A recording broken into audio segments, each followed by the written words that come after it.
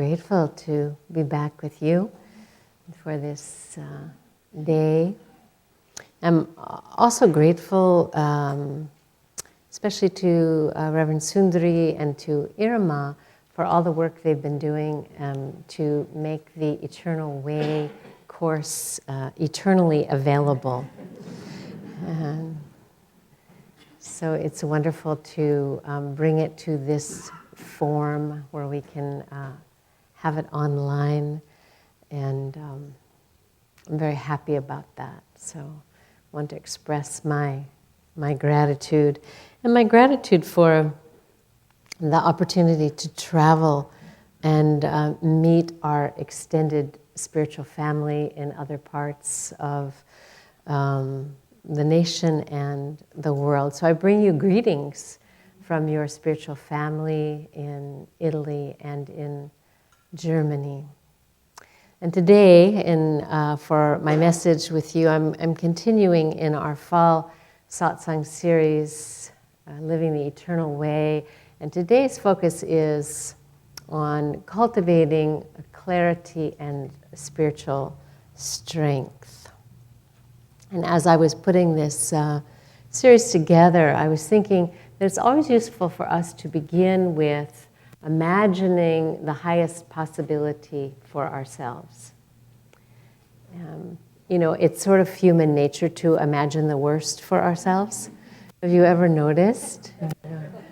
Mind will go there. So we want to come together on a day like this and begin to really open our minds and begin to imagine the highest and best for ourselves and for our world. So I want to think about what is it like to live with clarity and spiritual strength. The whole spiritual path of Kriya Yoga is really about learning to live from the inside out instead of from the outside in. So often our default is outside in, right? We allow conditions, external things going on in the world to affect our insides, and our insights, what we think, what we say, what we do. But yoga is really about reversing the direction of our attention. So meditation is our primary practice that we do. We learn how to draw our attention within, how to touch the peace, the spiritual peace within us that is inherent to our being, and then how to cultivate this faith, this spiritual strength and clarity within us. So we begin to be guided by the soul and not by outer conditions. So that is really the gist of the spiritual life. When we let ourselves be guided by conditions, it's like riding a roller coaster all the time. Sometimes we're up and things are going, what we think of as well, and then whoops, there we go, conditions have changed, and all of a sudden, we feel we have changed along with it. But the spiritual life is about finding what does not change within us, what we can rely upon, and how that reliance can bring us strength to live with clarity, to be able to make wiser choices in our life, to be able to be sustained during times of difficulty, and to be able to share our joy with those all around us. So we want to begin by imagining living our spiritual life fully. Because we can do that, but it has to start with us being compelled towards that. And that's what I'm going to talk about today. I want to bring back the quote from Paramahansa Yogananda that is sort of guiding this series that I'm offering you, this fall series. Paramahansa Ji wrote, "Our little minds are part of the omnipotent mind of God. Our little minds are part of the omnipotent mind of God. Beneath the wave of our consciousness is the infinite ocean of God's consciousness. Beneath the wave of our consciousness is the infinite ocean of God's consciousness. It is because the wave forgets it is a part of the ocean that it becomes isolated from that oceanic power. As a result, our minds have become weakened by our trials and our material limitations. The mind has stopped its work. You'll be surprised how much it can do if you cast off the limitations you have put on it. So casting off these limitations, I think, is really coming to rely on something with a capital S, something, whatever you want to call it, spirit, God, beloved, mother, father, friend, coming to rely on something greater than our ego, greater than our individual efforts. This is really the key to what we would call living the eternal way, which is a translation of dharmic living. Sanatana Dharma, the eternal way of righteousness. That points to there is this power, there is this presence that is manifesting as all the worlds. And that power and that presence is a supportive power and presence. And as my teacher said, we can learn how to cooperate with it. And that's really the gist of the spiritual path. It's learning how to cooperate with this infinite power and presence. I remember my teacher saying one time, he was just sort of musing, just kind of an aside, and he said, people who don't have an invisible means of support are in trouble. And of course, everyone has an invisible means of support, but we often forget that we have that invisible means of support. And so we look only to what we can see as our means of support. The spiritual life is about finding that quote-unquote invisible means of support, that which is not available to us through our sensory perception, but we can know it first through faith and then through direct experience. I want to read a poem to you, a favorite by the poet William Stafford. I'm just going to read a portion of it. This poem is called The Way It Is. And it's here in this book by that title, The Way It Is, New and Selected Poems. There's a thread you follow. It goes among things that change. There's a thread you follow. It goes among things that change, but it doesn't change. There's a thread you follow. It goes among things that change, but it doesn't change. People wonder what you are pursuing.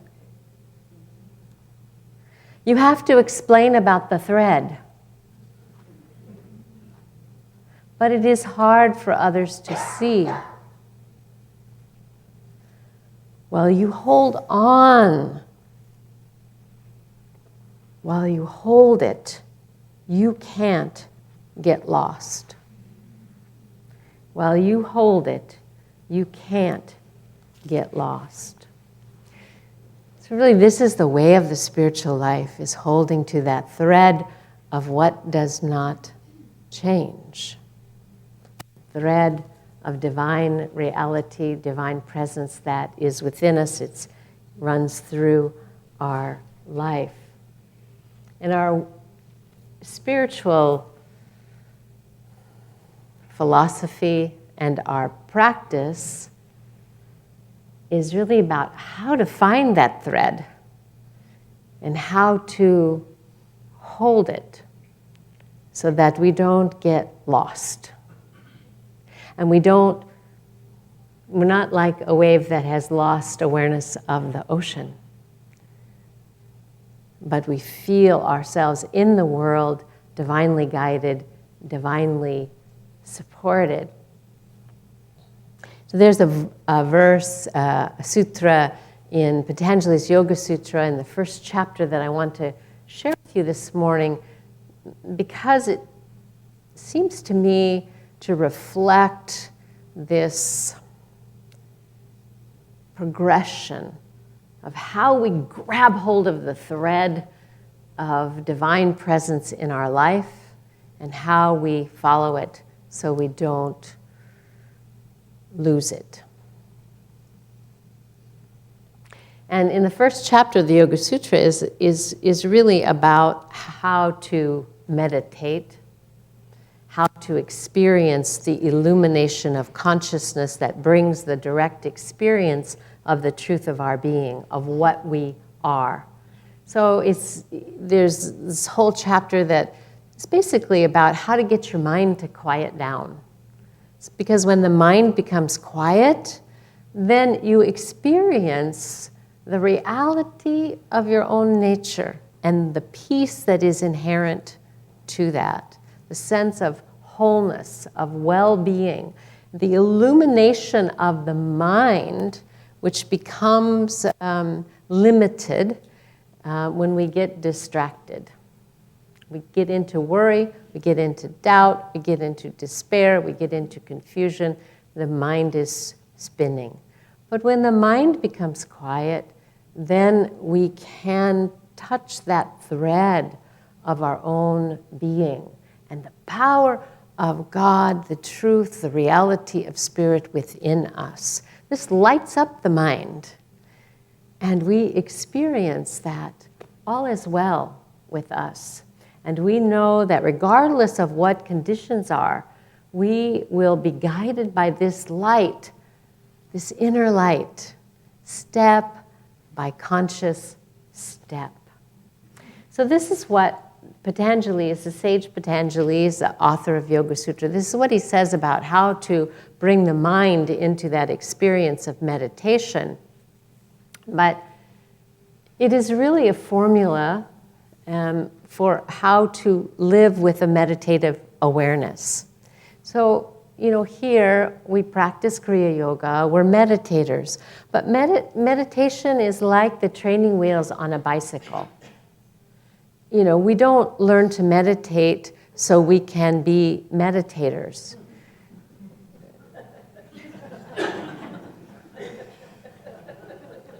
We learn to meditate so we can live a spiritually aware life. So we can cultivate clarity and spiritual strength. So we learn to meditate so we learn how to work with our own mind.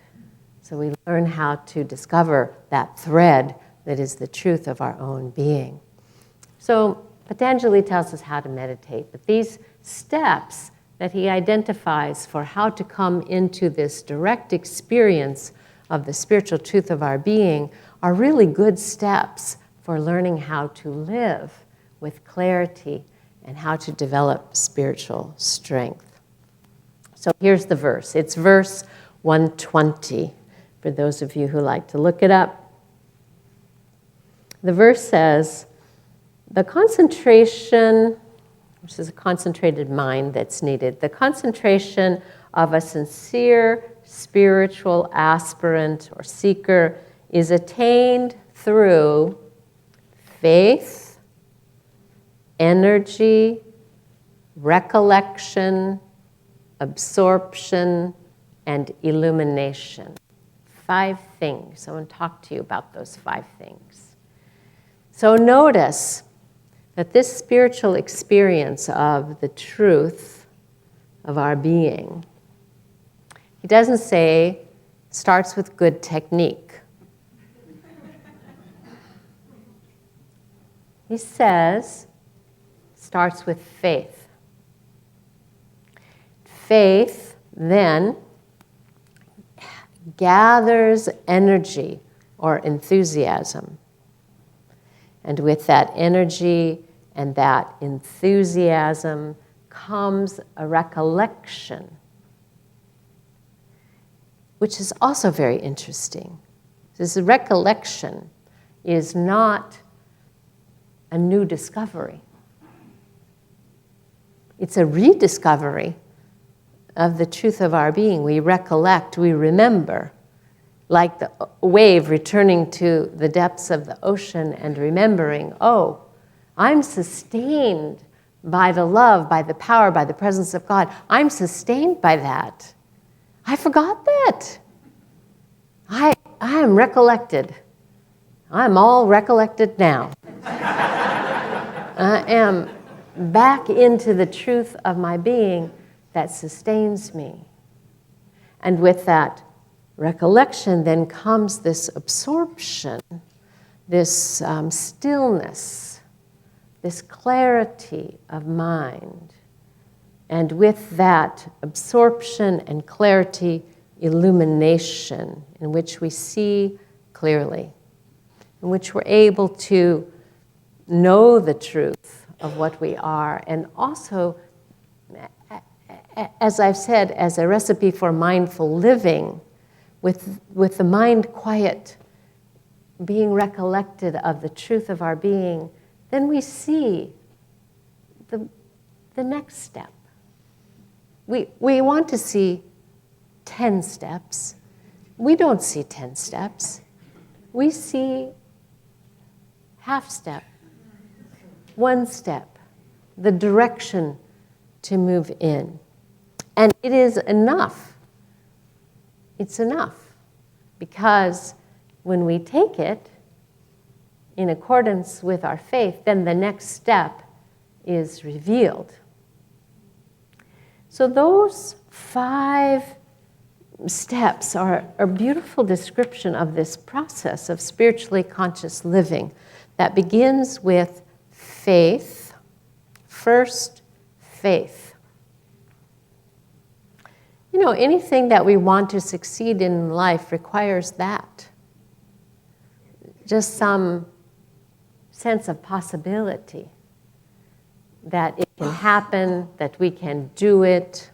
I was writing about this, and I wrote that this progression could be likened to learning to surf, although I know nothing about surfing, but I do observe them because I live on the coast. And so it seems to me that if you wanted to surf, the first thing that would happen is you would see it's possible. You would see people out there on their surfboards, and you would think, not only is that possible, it's possible for me if I want to bring my attention to that. So with the faith in that possibility comes the energy that has you buy a surfboard and take a lesson or get out there. You know, you put yourself in position because you have faith. And, you know, you can imagine that with that energy that comes from faith and possibility, it doesn't happen, you know, the first time. I watch experienced surfers and new surfers, and there's wipeouts, and there's falling off and getting up on the board again. But there is that moment when the surfer goes out with that energy, with that enthusiasm, and catches that wave. And it seems to me that that lifting and moving with that wave is a good metaphor for this experience of recollection. Because it is the experience of being carried by something that is beyond your own power. And that's the experience that we have of recollection when we step out on our faith. And those of you who have stepped out on your faith know exactly what I'm talking about. You step into life in the way that you're lifted up and you remember, God is my life. God is the life of my life. And I am being sustained. And in that experience of being sustained, the mind becomes free of doubt and fear and worry.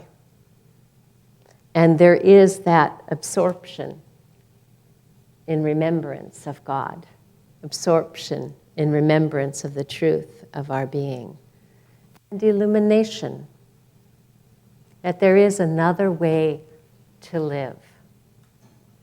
It's a way that is free from strife, free from despair, a way that is lifted.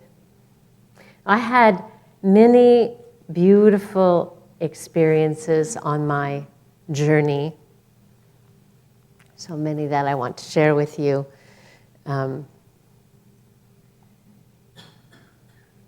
Joys of being with other devotees, deep connection, divine revelation, and some fun. And lots of cheese. I've never had so much cheese in my entire life. Italy, and then Germany. They have cheese for dessert, for goodness sakes. Swami Nirvanananda was chanting, I am Om, I am Om. I said, Swamiji, I'm going to chant, I am cheese, because I am feeling that is now the truth.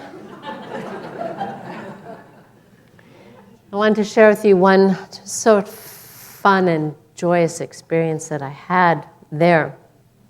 It was at the last stop in Germany, and this seminar, this Kriya Yoga seminar, took place in a small hotel that was out in the countryside outside of Passau. It's like a little German village feeling. And we were sitting in the restaurant. It had been raining hard. And we were sitting in the restaurant one morning, and it was kind of foggy and early morning. It wasn't so light yet. And as I looked out the window of the restaurant, there was like a tree stump that had been carved out that had the space like an altar. And I looked and I said, I think there's Ganesh out there in the garden. Well, I was sitting at the table with, teachers and students from Germany, which is a Catholic country, very Catholic. And they said, yes, it does look a lot like Ganesh, but not here. That is impossible. That's not going to happen. And it was like a little foggy. I said, but I can't see anything else. What is it? Surely it's Ganesh. It looks like Ganesh to me. And they said, well, it looks like Ganesh to us, but we know it is simply not possible. So there was one fellow next to me, and he said, well, and those of you who aren't familiar with Ganesh, this is the elephant-headed divine image from Hinduism that represents non-duality. Usually it's the elephant with a large belly and the trunk, and he's usually holding up, one of his divine implements. So the fellow next to me said, I can't really see it, and I can understand how it would look like Ganesh. He said, but I think it's a Bavarian beer drinker.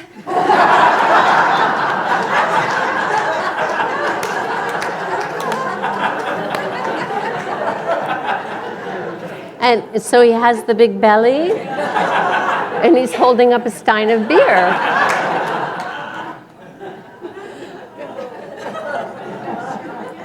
I said, I don't know, I can't really see that. Believe me, he said, I think that's what it is. So I said, okay, and then I went back to my room, and I was working in my room. It had been raining and raining.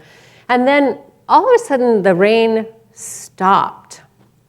And the sun was just really breaking through. And I had this inspiration in that moment said, go out, go. this is your moment. Get up, get away from the computer, go outside, go for a walk.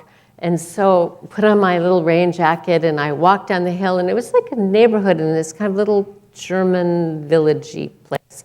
I walked down the hill away from the hotel, and as I walked around the corner, there were houses dispersed here and there. I walked by this one home, and right there in the garden in Germany was this large stone statue of Parvati. It's a divine image of Divine Mother. So I got closer to this garden, and I'm remembering the conversation from breakfast, right? This is not possible, not here in Germany. So I'm looking, and I'm getting closer and closer, and I get to where I'm like almost in this person's yard, about to climb their fence, and the woman comes, opens up her garage door. She comes out, she says, "Hello." I say, "Hello, I'm just noticing the statue in your garden." And she said, "Oh yeah," and she said, "It's from South India." She said, "We have some others. Would you like to come in?" I said, "I really would."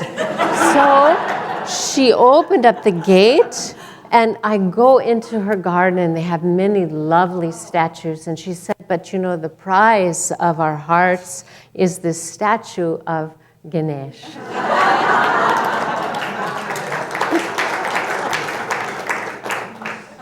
Amen. All right, so I should say something more inspirational at the end. But she did take me around the corner. They had like this 5-foot-high statue of Ganesh.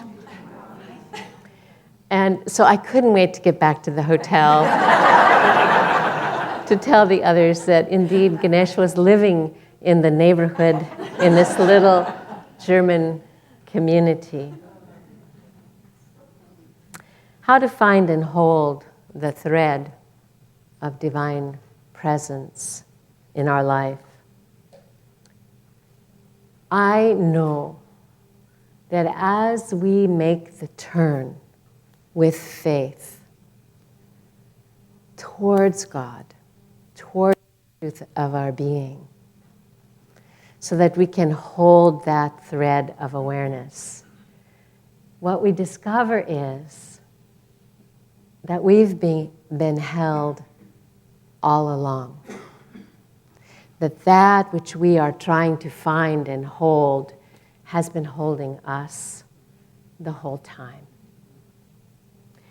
All it takes is a little seed of faith in which we make that turn, which is really a return to our own being. And then life can be ever new joy. And may it be so for each of you. Om.